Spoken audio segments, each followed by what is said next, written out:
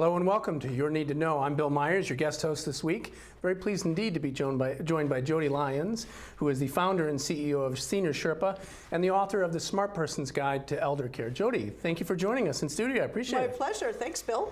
Glad to have you. Thank you. We were talking before we even got started. You were mentioning that you had had a presentation recently that left you a little disturbed, and I was wondering if you could share some of your thoughts about that with our viewers today.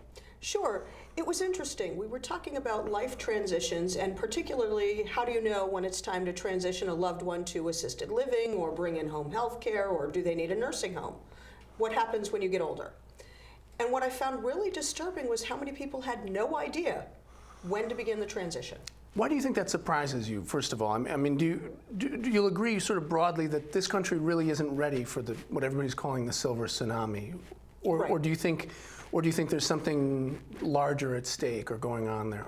Well, I think globally we're not ready for the silver tsunami. But I think individually, even in our own families, there's no conversation and there's no expectation of knowing when there's going to be a change. Yet, when you have a kid, there's a whole step of things that you're supposed to do. So you know when preschool is supposed to start. There's a societal norm. You have peer pressure from your friends about why is your kid not going to preschool or are they going to preschool? And it goes all the way through kindergarten, first grade, etc. We don't have that for seniors. It's especially acute in the case of dementia, though, isn't it? I mean, that was what you... So, I mean, in what way and how does that make it different, and why is it, for lack of a better phrase, more sticky that way? It's a great question. So with dementia, there's no roadmap. I mean, there are certain ways that we can assess where something's going. So we can say frontotemporal dementia is going to progress a little differently than Alzheimer's, or a young onset Alzheimer's is going to progress differently than what we call traditional Alzheimer's or frank Alzheimer's. But the people who need to know, that is the family members and the loved ones and even the person with the disease, don't know. And so there's really no acknowledgement of first you're going to see this and then you're going to see this, and when you get to step 3 you should take a certain action. Again, going back to if you had a 7 or 8-year-old who hadn't gone to kindergarten, people would say, why is your kid not in kindergarten? Because they are at certain milestones with learning, certain age. And so when we translate those milestones to progression of a dementia, we should be able to say, hey, the person is at stage X or can't perform certain ADLs, activities of daily living. Sorry to use the acronym. Some of us there. are rookies here, so you have to bear with us, Jodi. So when people lose some functionality, professionals can say, hey, now it's time to move along. Why aren't we translating that message to the family caregivers? Now, it's fascinating that you put that rhetorical question in the we. I'm curious, who do you think has to step up here? Where does who has to take that first step of getting the word out and making people understand, A, that there are transitions coming, B, that this is how you mark them, and C, this is why it's so important? Well, this is exactly where the issue is. We haven't even really defined who the caregiver is. So there are professional caregivers and family caregivers, and there are people who are doing hands-on daily caregiving. Then there are doctors, and then there are specialists and nurses, and in the philosophy of a dementia-friendly community, it's even supposed to be people like your banker and the person in the grocery store able to recognize the signs of dementia and know when a person needs help. I'm very interested in the way that you phrase that rhetorical question about we. So my question, though, is to what extent does it lie within the profession? I mean, is it a problem that it's just simply that, frankly, the science of dementia still is in its infancy, or is it more of a problem that the profession itself, the caregiving professionals, haven't learned how to talk to ordinary folk about what's happening, specifically with dementia, but more broadly with an aging body? You're absolutely right. It is twofold. With dementia, the science is still not quite known. It's in its infancy. We're making great strides in the industry about finding causality and defining disease progression. But I had a doctor say something to me that I found really profound. He said, nobody ever thanks him. And they don't thank him because he's giving somebody a death sentence. There aren't any survivors to Alzheimer's and dementia. And so part of it is doctors don't necessarily want to give the diagnosis. Many of them don't know how to give a diagnosis. And they don't really have the time to be able to say, and here's what the diagnosis means in practical terms. So it falls to a lot of other kinds of caregivers and community outreach programs and associations and places Volunteers. like that. I mean, it's a volunteer effort, isn't it? Yes, to actually say to people, okay, so now your loved one is losing their ability to remember things in the short term. Well, I would say short-term memory loss is a problem, but that's one of the easiest things we deal with. One of the harder things is, what do you do when your loved one wanders and can't find their way home? So 60% of people with Alzheimer's are going to wander. That's something people need to be prepared for, and maybe change the kinds of locks on the door, or use one of the devices that can help people be located. There are some of those emergency response buttons that actually have GPS in them, and you can find the person if you've lost them. But if the family doesn't know where to look, and the doctors aren't telling them where to go, who's supposed to be telling them? That's true, and it's a terrific point. I want to pick on the doctors for one more second, Sure. then we can sort of move on. The fact is, though, the medical profession in this country sort of struggles with the D word generally, Yes. don't they? Oh, yes. I mean, all the studies out of Stanford, and there's a whole body of literature that show that the doctors are taking heroic efforts, even when their patients have been clear that they don't want it. Yes. What's the problem there? Why aren't doctors able to sort of confront the mortality of their patients? That's a phenomenal question. So number one is doctors are human, and there's an art and science of medicine.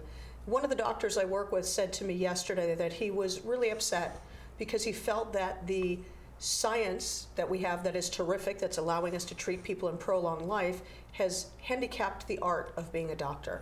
And that part of his job is to be able to look at the family, look at the patient, and say, hey, look, here's the science, here's the diagnosis, here's what we can do technologically. Now let's talk about if we should. And do you want to? And what are your wishes and your beliefs? But he's a special doctor. Most people don't do that. And so, A, there is no conversation. B, a lot of people, and this goes into legal versus medical, a lot of people think that if they have an advance directive that their lawyer wrote, that their wishes are going to be honored. That's a big myth, isn't it? Oh, it's a huge myth. And that is called lawyer to lawyer or administrator to administrator, and it has absolutely nothing to do with the person is collapsed, lying on the ground, and a first responder is there. No, I'm sorry, I didn't mean to interrupt you. I mean, we could do a whole hour on that topic alone, Sure. but I'm actually hoping you can help our viewers understand some of the problems with this mythology behind advance directives. Oh, sure. I mean, there's hardly a person in my family group that doesn't have one, but the truth is you look at them very closely and you may be asking for a lot of trouble. What's going on there? And Right. can you help maybe give us a few pointers for how to think about these things more clearly Sure. and concretely? That's a great question. So number one is have the conversation. And if you're having the conversation and you're putting it in to a legal document with your lawyer, think of it going to, well, that case in Florida where there was somebody who had an advance directive and they had to literally pull a plug. You don't ever want to get to that point. So there's another form. It's called MOLST in Maryland, Medical Orders for Life-Sustaining Treatment. It's called Physician's Orders for Sustaining Treatment, POST, and other places, different names, but the same general purpose. It's really a doctor's order. So in the same way that a doctor orders a lab test, this form is a physician's order that medical professionals have to follow. And it goes through, do you want CPR, do you not want CPR? Do you want intubation or no intubation? It goes all the way through to, can they use artificial feeding? Can they use artificial hydration, dialysis? And because it is a doctor's order, it has the weight of a doctor's order, and medical professionals have to follow it. So it is intended for people who are at end of life, terminal illness, or a disease that they aren't going to have a reasonable expectation of coming back from. And what I always say is you fill it out, you put a copy in your wallet or your pocketbook, you put it on top of your refrigerator, you hand it to your parents, your kids, your friends. Everybody should have it, so everybody knows what to do if you're on the ground and can't take care of yourself. Almost like a business card. Exactly. So Actually, I wish they would put it on a business card. That's a great idea. I think we have a new business here. Well, you could cut me in on the back end. There if we you don't. go. So other than the Smart Person's Guide to Senior Care, where should the lay public go to start to prepare themselves for these kinds of conversation that, as you point out, they're not easy to have? And frankly, I mean, the minute we start talking about the problems with advance directives, acronyms started coming out of your mouth. So That's true. how does an ordinary shot in a beer guy like me, where do I go outside of the Smart Person's Guide for Senior Care? Where do I go to start to begin to understand what my obligations are and where I'm needed for my folks and my grandfolks? I love that question. So I always say to people, if you think something is wrong, maybe your health isn't exactly where you'd like it to be, your first stop is your lawyer. Your second stop is your financial advisor, where you see if you can get long-term care insurance and other protections. And only then do you go to your doctor and find out if something's really wrong. So you get your affairs in order first and then go to your doctor. Most elder law attorneys really do understand what they're doing. But I would also say that hospice agencies really know what they're talking about for end-of-life care. And so you don't have to be on hospice to call them up and ask them what they do. They do a lot of great education programs. Places like the Alzheimer's Association and Us Against Alzheimer's have great information, Parkinson's Foundation and places like that. But it's important to go around and look at your community and see who in your community can support you. There are a lot of professionals, but if you don't go in and bring up the question, they are never going to turn around and say, hey, Bill, just in case you're planning on dying, have you done the following documents? Just a few seconds left to us, and I appreciate, as always, Jodi Lyons for joining us. What are the kinds of questions, very quickly, that someone might ask a doctor that tells you the doctor's in tune with the kinds of needs that you have? How do you sniff that out in 30 seconds? Sure. So the first thing is the doctor willing to sit down with you, and are they going to give you 30 seconds? If they don't look interested in your questions, you need to find a new doctor. The second thing is, if you have a list of questions, your doctor should look at it and be able to answer it. But the third thing is, go with your gut instinct. If your doctor is not looking at you and doesn't seem to be listening, then you're in the wrong place. Great stuff as always. Jodi, thank you so much for your time. Thank you. And thank you, ladies and gentlemen, for joining us here on Your Need to Know. I'm Bill Myers, your guest host. I've been very pleased and proud to have Jodi Lyons, the founder and CEO of Senior-Sherpa and the author of The Smart Person's Guide to Senior Care. Please join us on the web at www.seniorsherpa.com or Your Need to Know here at Fairfax Public Access. Jodi, it has been a real pleasure. Thanks, it's good Bill. to see I appreciate it. Good to see you. We'll look forward to seeing you again soon. Thank you. Thank you. Saving for retirement might be easy for some folk, but for others, it might take a little more work. And for those who haven't started, there are still things you can do to catch up. Oh, that is good news. Like getting out from underneath past debt. And don't get wrapped up with high-interest credit cards. Get you some eyes. Be diversified with your investments. Don't put all your eggs in one basket. Your financial goals are not out of reach. The choice is clear. For a happy ending, choose to save. Everyone with alcohol and drug addiction is in the same boat.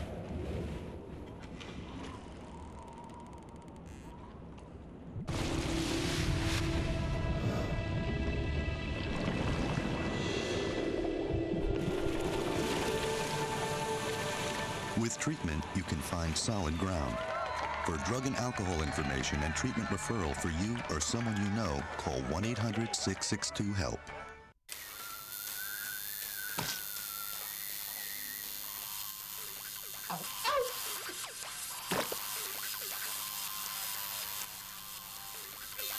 Dude, are you sure you want this tattoo? Because just do it.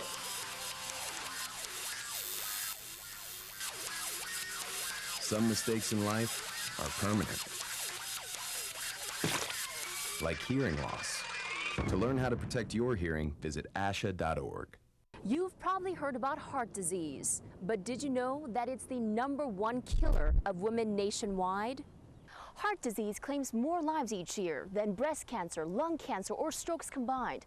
But there are steps you can take to protect yourself against it. For more information on how you can prevent heart disease, contact your local American Heart Association or visit their website at www.americanheart.org.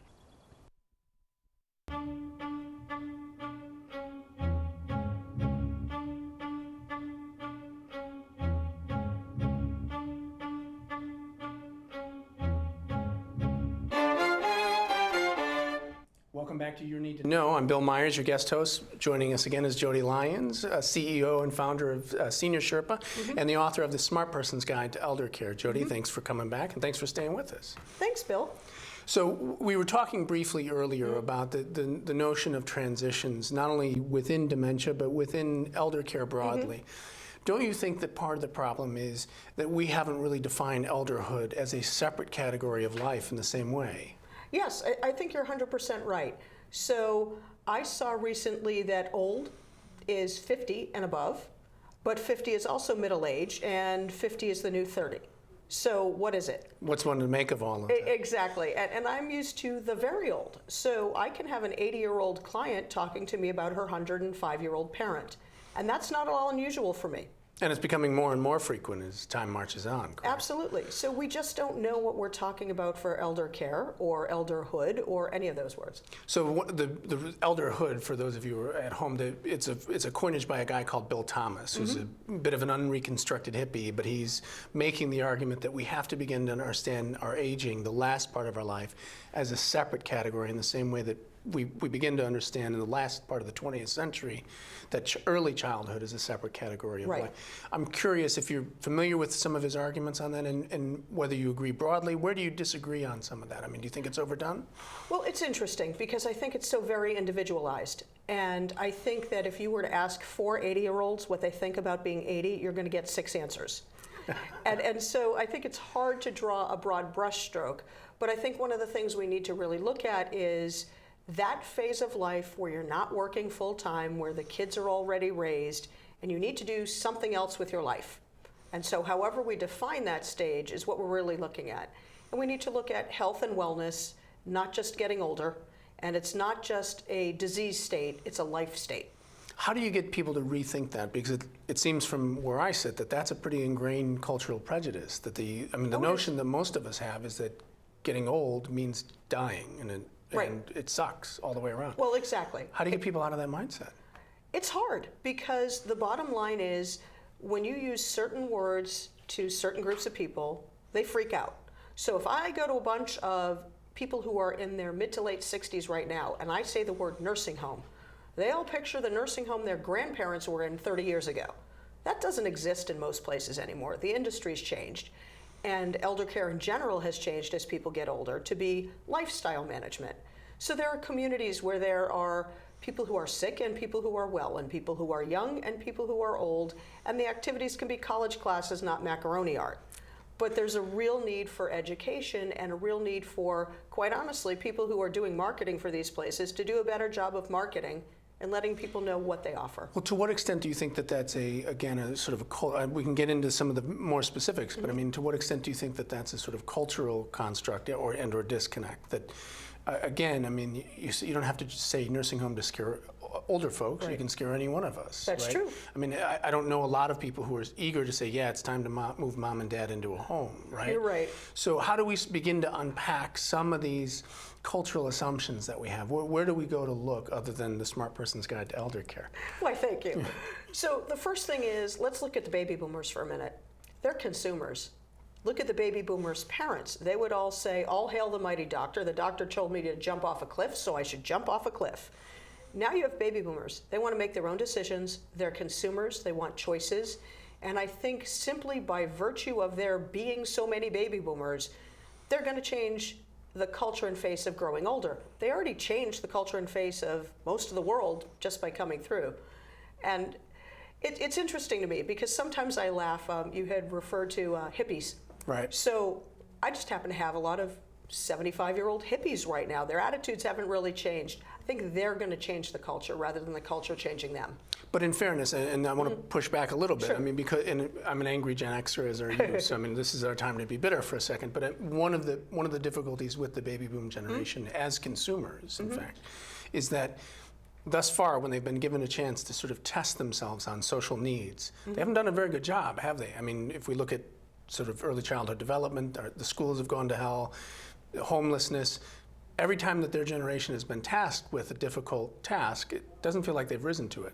Or maybe that's just me being too cynical. Maybe you want to talk me out of that? I don't know. It's an interesting construct. I'm really not sure about that because usually by the time I'm dealing with a baby boomer, they have mild cognitive impairment. They have somebody else who's sick. So I almost never get to interact with baby boomers as a force the way you're describing it. I would like to think that as a whole, they're going to change their mindsets a little bit because it's a very tight-knit community. I mean, the baby boomers are proud. They stand there and say, "Hi, I'm a baby boomer and I'm proud of it." You don't see somebody saying, "Hi, I'm the greatest generation," or "Hi, I'm post-World War II." They don't identify themselves the same way. So I think there are some cultural norms, there are some societal norms that we're going to have to question. And one of the biggest is the whole concept of the sandwich generation. It doesn't exist. It's not real. It's a club sandwich. Right. It's not ever just a parent taking care of their kid and their own parent. That'd be easy. Right. But I mean, you raised it. I mean, that raises the specter of the whole question of the family caregiver, and I'm Right. glad you did. I mean, because the objective fact is just by the number, women in this society right now are trying to be moms, trying to be career women. They're also now trying to take care of their parents and sometimes even their grandparents. Right. At some point, though, where do we find the stress out? I mean, there's got to be a breaking point on this, right? Oh, there's clearly a breaking point. And you throw dementia into the mix, and it actually shows that it's killing the caregivers. So if you look at somebody who's 65 or so they probably have children or grandchildren, and probably have parents, and are still working and trying to keep a relationship together, they are clearly the club sandwich generation. Statistically speaking, if they're caring for a spouse with dementia, they're going to cost Medicare about $13,000 a year Good more God. in their own care. One of the scariest stats I saw was how many caregivers of people with dementia have cognitive impairment themselves.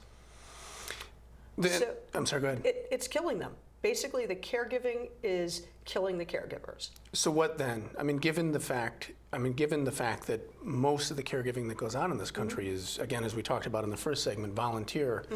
What do we do when some of these volunteers reach the point where they can't do anymore? They can't physically give anymore. Well, so you basically asked the question that led to what was making me all stressed out at the presentation, which is I was facing a room full of caregivers, and it was clear as I was standing there looking at them, they couldn't give any more. Yet, they were still feeling guilty about keeping their loved one at home. They didn't know when or how to define when it was time to make a transition.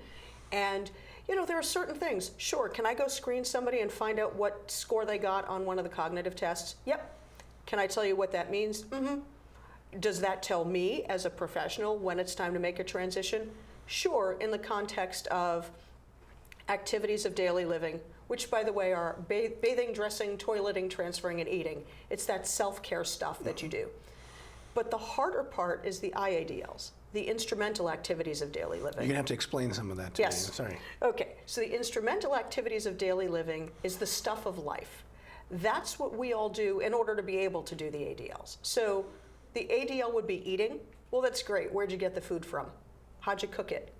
That would be an IADL. Can you remember to take your medicine? Wonderful, that's marvelous. How'd the medicine get into the house? So a lot of it is, can you still drive? So go back to the caregivers for a minute. The caregivers are not only doing the personal care for the person they're taking care of, they're managing the checkbook, doing the grocery shopping, putting oil in the car, getting the mail, paying the bills, all of those things. And it's a huge amount of stress. And then the caregivers themselves start getting depressed, anxious, tired, they're not taking care of themselves. So how do they know when the transition is important? And everybody looks and says, okay, so what phase of dementia is that person at? And I always say, has anybody looked at the caregiver? When the caregiver is walking out of the house in their pajama bottoms because they forgot to change their clothes, or they can't tell you the last time they've had a full night's sleep, or what they've eaten, that's when you need a transition. But back to part of our original discussion, nobody talks about it. I'm really glad you brought that up because I do want to sort of tease some of these things out. We've agreed that it's really early in our understanding of how the brain works, specifically in the case of dementia, but also in aging generally. But you must have some ideas of your own of what people can begin to look for, not only for themselves, but for others. That says, first of all, what are these transitions that we're going to make? What are the definable steps? And how do you know you're moving from one point of life to the other? What are some of your ideas that you have there? I'm glad you asked that.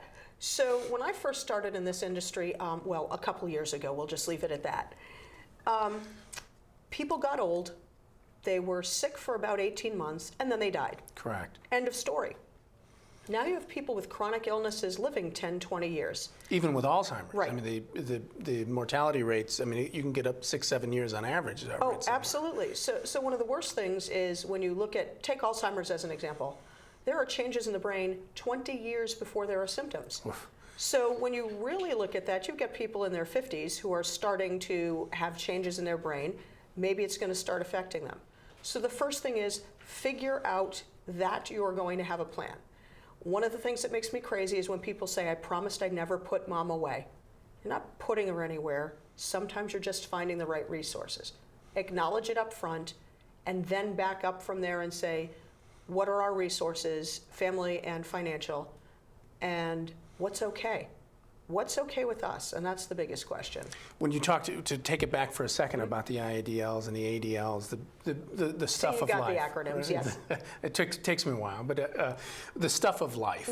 What are the kinds of questions that you think that families or just friends should be asking as we're investigating assisted living or nursing centers? What kinds of signs are we looking for that these folks know what they're doing and are looking out for mom or dad? I like that question. So the first thing is, how do you know when to start looking? And my answer is, you start looking now. You don't wait for a crisis. You don't go buy your homeowner's insurance the day after your house burned down. So start thinking about it and looking now. The first question is, does it feel right? It is just a gut instinct. I always say you go into any care provider, whether it's a home care agency, nursing home, assisted living, whatever marketing term they're using, or whatever their licensing says. Look for the sickest person there. Thank God it's not your parent, and see how well that person's being taken care of. That's terrific. Jodi Lyons, it's been a real pleasure. Any closing thoughts in just the last few seconds we have? Don't be afraid to ask the questions. There's no such thing as a stupid question. And if your family's not ready to hear it, wait and come back later and ask them. But make sure to have the conversation. Jodi, you're the goods. Thank you so much for joining us on Your Need to Know. I'm Bill Myers, your host. Thank you so much. Our guest has been Jodi Lyons, founder and CEO of Senior-Sherpa.com.